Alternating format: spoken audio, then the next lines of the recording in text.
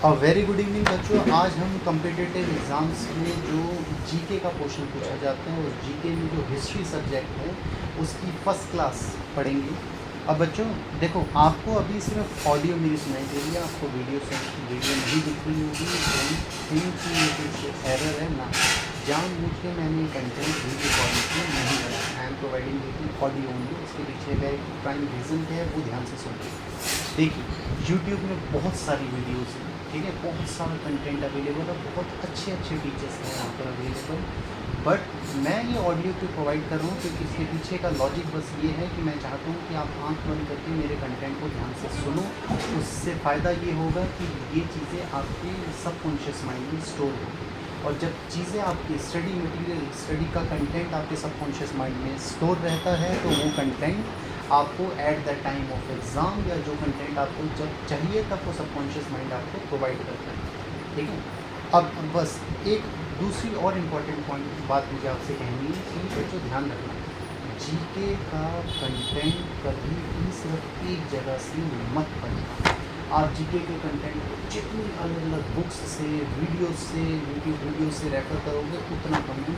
और जीके जितना अलग अलग पढ़ोगे आप बच्चों, उससे ज़्यादा आप उसकी वजह से आप अपनी नॉलेज को सप्लीमेंट करते रहोगे, ठीक है, बढ़ाते रहोगे। तो जीके हमेशा ध्यान रखना कि एक वीडियो, एक बुक्स पे रिलाई नहीं करना। अलग अलग कंटेंट, अलग अलग यूट्यूब वीडियोस देख सकते हो आप, अलग अलग बुक्स पढ़ सकते हो, ठीक है, in order to enhance your knowledge so that you will be able to score maximum in this subject.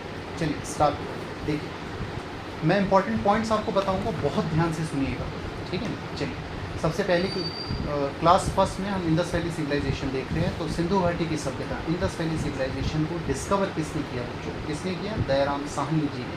कब? 1921 में। और 1921 में जब इसकी पहली साइट डिस्कवर हुई तो वो क्या थी? हड़प्पा। और वहीं 1922 में सिंधु घाटी की सभ्यता की जो दूसरी साइट डिस्कवर हुई थी वो डिस्कवर की गई थी राखलदास बनर्जी जी ने, जिसका नाम था मोहनजोदारो, ठीक है, साइट का नाम है मोहनजोदारो। और बच्चों ध्यान रखना कि ये जो सबसे पहली साइट दयाराम साहनी जी ने डिस्कवर करी 1921 में, दैट इज़ हड़प्पा, वो किसकी गाइडेंस में की गई? तो जॉन मार्शल जी की गाइडेंस में की गई, जो हेड ऑफ आर्कियोलॉजिकल डिपार्टमेंट थे, ठीक है। और बच्चों हम ध्यान रखेंगे कि इंडस वैली सिविलाइजेशन कहाँ पे है? तो ये इंडियन सब कॉन्टिनेंट के नॉर्थ वेस्टर्न साइड में है। अब इसी साइट की हम एरिया की बात करें तो एरिया आपको अलग अलग बुक्स में अलग अलग कंटेंट मिल सकता है। मैं ओल्ड एनसीईआरटी पे यहाँ रिलाई करूँगा। तो ओल्ड एनसीईआरटी के अकॉर्डिंगली इसका एरिया कितना था? 12,99,600 स्क्वायर किलोमीटर। और ये जो सिंधु घाटी की सभ्यता थी, इसकी शेप क्या थी? तो हमने ध्यान रखना है, ट्रायंगुलर शेप में थी बच्चों। अब most important point, Indus valley civilisation एक रूरल सभ्यता थी, अर्बन मतलब गांव था ये या कोई शहर था ये? तो रूरल सिविलाइजेशन थी या अर्बन? तो ध्यान रखेंगे बच्चों, ये एक अर्बन सिविलाइजेशन थी। और इसका मोस्ट एक्सेप्टेड पीरियड, अगेन हर बुक में, अलग अलग बुक्स में आपको एक्सेप्टेड पीरियड अलग अलग दिखेगा। एक्सेप्टेड पीरियड मतलब ये सभ्यता कहाँ से शुरू हुई, कब ख़त्म हुई। तो अगर हम old NCERT, again old NCERT की बात करें तो इसका मोस्ट एक्सेप्टेड पीरियड है 2500 बीसी से 1750 बीसी।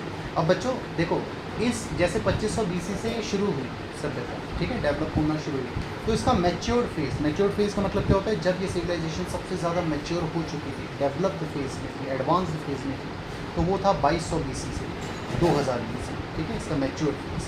वहीं अगर हम बात करें कि इसका पतन कब हुआ, डिसअपियर कब हुई है, ख़त्म कब हो गई, डिक्लाइन कब हो गई, तो 1750 बीसी में हड़प्पा और मोहनजोदारो बोला जाता है डिस्कवर हो गए, सॉरी डिसअपियर हो गए थे, ठीक है, डिक्लाइन हो चुके थे। चलो बच्चों, एक बहुत इंपॉर्टेंट पॉइंट है, ध्यान से सुनिए। अब ध्यान रखना कि सिंधु घाटी की सभ्यता एक अकेली सिविलाइजेशन नहीं थी इनिशियल फेज में ना, इसके अलावा और भी बहुत सारी सिविलाइजेशंस थी, जैसे मेसोपोटामिया, इजिप्ट, जॉन मार्शल के अकॉर्डिंगली बेबीलोनियन भी उस टाइम पे एक एंशिएंट सिविलाइजेशन थी।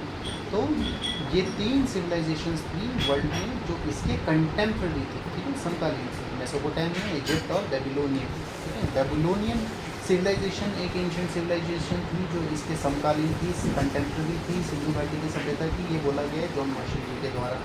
अब यहीं से एक क्वेश्चन आता है कि इंडस वैली सिविलाइजेशन को मेसोपोटामियन सोर्सेस से के अकॉर्डिंगली क्या बोला जाता है। देखो होता क्या था बच्चों, जो सिंधु घाटी की सभ्यता है इनकी ट्रेडिंग की, ये भी ट्रेड करते थे, व्यापार करते थे, ठीक है, दूसरी सभ्यताओं के साथ।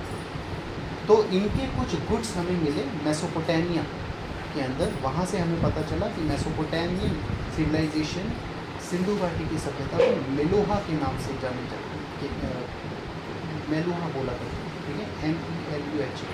तो सिंधु घाटी की सिविलाइजेशन को मेलुहा बोला जाता था मेसोपोटामियन सोर्सेस के अकॉर्डिंग, ठीक है। चलिए आगे बढ़ते हैं बच्चों। देखिए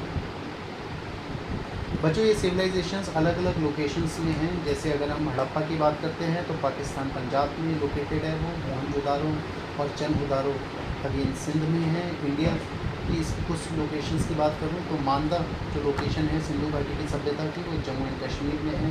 रोपड़ पंजाब के अंदर, बनवाली एंड राखीगढ़ी हरियाणा में, कालीबंगन राजस्थान में, लोथल, सोकोटड़ा, धोलावीरा, ठीक है, ये सब गुजरात में है। दामाबाद बच्चों महाराष्ट्र में। देखिए अब JP जोशी जी के द्वारा जो इसकी लेटेस्ट साइट डिस्कवर करी गई थी वो थी धोलावीरा, ठीक है, ध्यान रखें। अब बच्चों अब देखो सिंधु घाटी की सभ्यता को अभी हमने देखा कि ये अर्बन सिविलाइजेशन थी। तो अगर ये अर्बन सिविलाइजेशन थी तो यहाँ घर कैसे बनते थे, तो ओल्ड NCERT के अकॉर्डिंगली मेंशन है कि यहाँ पर पक्के ईंटों से घर बना करते थे, कच्ची ईंटों से नहीं बनते थे, ठीक है। तो पक्की ईंटें मतलब बर्न्ड ब्रिक्स से यहाँ घर बना करते थे। सोसाइटी की बात करते बच्चों, तो सोसाइटी कौन सी थी, यहाँ मदर बेस्ड सोसाइटी थी, दैट इज़ मैट्रियार्कल सोसाइटी थी। महिलाओं को सम्मान दिया जाता था, महिलाओं को इम्पोर्टेंस दी जाती थी। केवल फैमिली की इंपॉर्टेंट डिसीजन मेकिंग में किसकी सुनी जाती थी, महिलाओं की सुनी जाती थी, ठीक है। तो मैट्रियार्कल सोसाइटी थी। आगे बढ़ते बच्चों, देखो अब जहाँ ये सब आप सोचोगे हमें ये सब कैसे पता चल रहा है, ठीक है, कि सिंधु घाटी की सभ्यता की सोसाइटी कैसी थी, इकोनॉमिकल स्ट्रक्चर कैसा था, तो ये सब पता चला बच्चों उनकी स्क्रिप्ट से। और ये स्क्रिप्ट कैसी थी, पिक्टोग्राफ फॉर्म में स्क्रिप्ट थी, ठीक है। तो पिक्टोग्राफ्स हमें यहाँ मिले तो 450 कुछ 250 से 400 पिक्टोग्राफ्स हमें मिले थे, जिससे हमें पता चला, ठीक है, इनके सारे सभ्यता के बारे में और इनके इकोनॉमिकल स्ट्रक्चर के बारे में, ठीक है, इनके रिलीजियस प्रैक्टिसेस के बारे में। चलिए जो आगे बढ़ते हैं। देखो अब एक एक करके सिंधु घाटी की सभ्यता को हम पॉइंट वाइज जानेंगे। जैसे सबसे पहले इनका पॉलिटिकल सिस्टम कैसा था बच्चों, तो पॉलिटिकल सिस्टम की बात करते हैं बच्चों, तो इनका पॉलिटिकल सिस्टम जो था मतलब कौन इन सोसाइटी के सिंधु घाटी की सभ्यता पे रूल कौन किया करता था, ठीक है। तो क्लास ऑफ मर्चेंट्स रूल किया करते थे यहाँ पर, ठीक है, जो मर्चेंट्स थे, व्यापारी थे, वो रूल करते थे यहाँ पर। ये हिस्टोरियंस के थ्रू हमें पता चला है, अलग अलग हिस्टोरियंस से। वैसे ही अब इनके इकोनॉमिकल स्ट्रक्चर की बात करते हैं, ठीक है, ये व्यवसाय क्या करते थे, कैसे लाइवलीहुड अपना चलाते थे, अपनी जीविका। तो बच्चों इकोनॉमिकल स्ट्रक्चर में हमने 3 चीज़ें देखी हैं। सबसे पहले एग्रीकल्चर किया करते थे, ट्रेडिंग किया करते थे, और पशुपालन, डोमेस्टिकेशन ऑफ एनिमल, ठीक है। चलिए अब एग्रीकल्चर की बात करिए तो बच्चों देखते हैं एग्रीकल्चर में कौन कौन से क्रॉप्स के बारे में उनको पता था। तो बच्चों सिंधु घाटी के लोगों को वीट, बार्ले, पीस, सीसम, मस्टर्ड, ठीक है, इन सब के बारे में पता था। और मैं रिपीट कर रहा हूँ, वीट, बार्ले, पीस, सीसम, मस्टर्ड के बारे में उनको पता था। और ध्यान याद रखना कि इंडस लोग सबसे पहले थे जिन्होंने कॉटन प्रोड्यूस किया था, ठीक है। ये पॉइंट मैंने इंटेंशनली अलग से लिखा है, ठीक है। ओल्ड NCERT में मेंशन है कि सिंधु घाटी के लोगों को सबसे पहले ये वो लोग हैं जिन्होंने कॉटन को प्रोड्यूस किया था। Indus people were the earliest to produce cotton, ठीक है। एंड जो गुड क्वालिटी ऑफ बार्ले है वो कहाँ मिला था, बनावली हरियाणा में गुड क्वालिटी ऑफ बार्ले मिला। ऐसी अब ट्रेडिंग की बात करते हैं तो ट्रेडिंग के लिए बच्चे ये व्यापार करते थे। तो कौन सी सभ्यताओं के साथ व्यापार किया जाता था इनके द्वारा, तो इनके कमर्शियल लिंक्स थे, ये व्यापार करते थे अफ़गानिस्तान, ईरान, मेसोपोटामिया के साथ, ठीक है। अब चलो पशुपालन की बात करते हैं। तो पशुपालन की जब हम बात कर रहे हैं तो हमें यही पता होना चाहिए कि इनको ये कौन कौन से पशुओं को जानते थे, ठीक है। तो उस टाइम पे ox, buffalo, goat, sheep, pig, humped bull, dog, cat, camel, asses, elephant, ठीक है, इनके बारे में इनको पता था। मैं रिपीट कर रहा हूँ, ox, buffalo, goat, sheep, pig, humped bull, dog, cat, camel, asses, elephant. अब हॉर्सेस की अगर बात करें तो हॉर्सेस के बारे में क्या इनको पता था, क्योंकि हॉर्सेस का सबसे ज़्यादा जो रेलेवेंस है, इम्पोर्टेंस है, वो आर्मेंस के टाइम पे हमें पता चलता है, बट ऐसा नहीं है। हॉर्सेस की जानकारी उनको थी, और ये हमें कैसे पता चला? ये हमें सुरकोटड़ा, मोहनजोदारो और लोथल से पता चला। तो सुरकोटड़ा, मोहनजोदारो और लोथल से हमें हॉर्सेस के एविडेंस मिला, ठीक है, अवशेष मिले, जिससे हमें पता चला कि इनको हॉर्सेस की जानकारी थी घोड़ों की। अब बच्चों मेटल्स की बात करते हैं। तो क्या हड़प्पन सिविलाइजेशन को मेटल्स की जानकारी थी? तो थी, इनको मेटल्स की जानकारी थी, और मेटल्स में इनको सिल्वर, गोल्ड, टिन, कॉपर की जानकारी थी, ठीक है। टिन कॉपर को बच्चों मिलाते हैं तो क्या बनता है? ब्रॉन्ज बनता है, ठीक है। तो याद रखना कि सिंधु घाटी की सभ्यता और वो खासकर हड़प्पन कल्चर जो था वो सबसे ज़्यादा ब्रॉन्ज को यूज़ किया करता था, ठीक है। हड़प्पा के लोग सबसे ज़्यादा ब्रॉन्ज में डील करते थे, इसलिए उनको ब्रॉन्ज एज सिविलाइजेशन भी बोला गया। अब सबसे इम्पोर्टेंट क्वेश्चन, क्या आयरन के बारे में, लोहे के बारे में इनको जानकारी थी? तो आयरन इनको पता नहीं था बच्चों, ठीक है, they were not known to iron, ध्यान रखें। अब रिलीजियस प्रैक्टिस की बात करते हैं। तो किन को पूजा करते थे ये, ठीक है? तो गॉडेस अर्थ, धरती माँ, पशुपतिनाथ महादेव, पीपल ट्री, हमको बुल, ठीक है, इन सब की पूजा करते हैं। मैं रिपीट कर रहा हूँ, गॉडेस अर्थ, पशुपतिनाथ महादेव जी, पीपल ट्री, हमको बुल। चलिए अब देखो हड़प्पन कल्चर को सबसे ज़्यादा अलग, अगर मैं हड़प्पन साइड को और बाकी की सिंधु घाटी की सभ्यता की साइड को कंपेयर करूँ, तो हड़प्पा सबसे अलग था in respect of their town planning, ठीक है। इनकी टाउन प्लानिंग बहुत अच्छी थी, ठीक है। ये जो नगर बसाते थे, घर बनाते थे, वो बर्न ब्रिक से बनाते थे। अभी पीछे हमने देखा पक्की ईंटों के घर बनते थे। इस वजह से टाउन प्लानिंग उनकी सबसे एडवांस थी, ठीक है। और बच्चों हमें ध्यान रखना है कि हड़प्पा से भी हमें एक सिमेट्री भी मिली थी R37 की, ठीक है। चलिए, और यहाँ रेक्टेंगुलर हाउसेस थे, ध्यान रखना, रेक्टेंगुलर शेप में हाउसेस बनते थे। अब बच्चों मोहनजोदारो की अगर बात करते हैं, ठीक है, मोहनजोदारो, अब कुछ इंपॉर्टेंट साइट्स में मोहनजोदारो की अगर बात करें तो मोहनजोदारो को से हमें क्या क्या पता चला। तो सबसे पहले तो ध्यान रखना है कि मोहनजोदारो को हम माउंड ऑफ डेड, मुर्दों का टीला बोला करते थे, ध्यान रखना। और ग्रेट बाथ, ठीक है, जैसे आज की डेट में भी रिचुअल बाथिंग की जाती है, वैसे उस टाइम पे भी रिचुअल बाथिंग के लिए ग्रेट बाथ थे, और ग्रेट ग्रेनरी थी यहाँ पे। एक हमें bronze image of women dancer मिली यहाँ से, और एक इनका ड्रेनेज सिस्टम बहुत इंप्रेसिव था, ठीक है। टाउन प्लानिंग बहुत अच्छी है ना, तो टाउन प्लानिंग के अंदर ड्रेनेज सिस्टम भी आया है, तो ड्रेनेज सिस्टम इनका काफ़ी एडवांस था। एंड हमें एक यूज्ड वुमेन क्लोथ, हमें बुना हुआ कॉटन मिला यहाँ पे।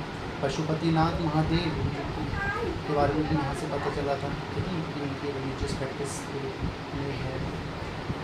और कालीबंगन की अगर बात करते हैं, ठीक है, इसके अनदर साइड कालीबंगन की बात करते हैं, तो कालीबंगन को ध्यान रखना है हमें, ब्लैक बैंगल्स ऑफ लेड के नाम से जाना जाता था, ध्यान रखना। फॉरवर्ड फील्ड्स थी वहाँ पे, और हमें हवन कुंड, 7 फायर ऑल्टर्स, 7 हवन कुंड मिले यहाँ से। कालीबंगन से बच्चों ध्यान रखना, बर्न ब्रिक्स में कच्ची ईंटें मिली, ठीक है। चलो इसकी नेक्स्ट साइड लोथल की बात करते हैं। तो लोथल को most ancient port of India बोला जाता है, ध्यान रखना, ठीक है। और मोस्ट एंशिएंट पोर्ट है, तो यहाँ से हमें क्या मिला? डॉक यार्ड मिला, एक शिप का मॉडल मिला, ठीक है, मेजरमेंट टूल्स मिले, ठीक। अब देखो बच्चों, अगर मैं बात करूँ कि सिंधु घाटी की सभ्यता के पतन का, डिक्लाइन का कारण क्या है, तो अलग अलग स्टोरीज में अलग अलग कारण बताए। मैं 3 इम्पॉर्टेंट कारण आपको बताता हूँ, ठीक है। जैसे इन्वेजन ऑफ आर्यंस का आक्रमण की हुआ, जिसकी वजह से सभ्यता खत्म हुई, ये मार्टिनर व्हीलर ने बोला।